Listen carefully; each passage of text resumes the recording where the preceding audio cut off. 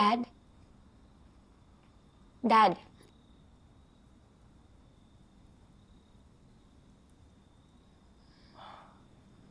Amber. Welcome back, anak. Tristan. Sige. Welcome home na rin. Dad, lasing ka na. Let us take you to your bedroom. No. Amber. Matagal na ako hindi natutulog doon. Ha? Bayaan mo na ako. I want to forget what's going on. Dad, don't do this to yourself. Why? Do you really care? Iwan mo rin naman ako katulad ni Carolina. Dennis, salamat sa dinner tsaka sa paghatid.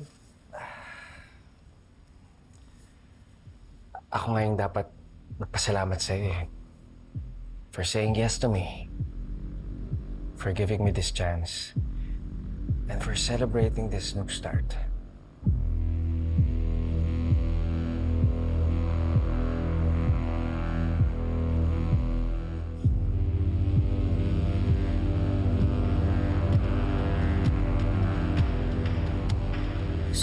Sorry, Dennis.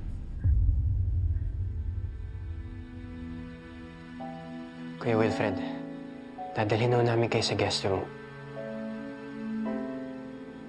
You must hate me, Tristan. For all the things I've done to you and your sister. Ano ba ba tinatago ng ate mo, ha? Tanga ko. Gago ko. Huli na pero nagsisisihan ko na lahat. Lahat.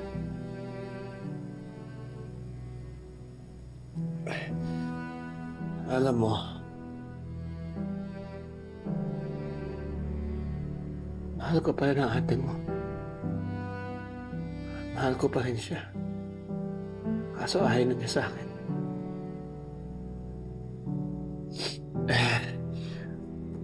Hindi ko naman siya masisisi. Kasi tanga nga ako, di ba? Kaya may iba na siya. May iba na ang mahal ko.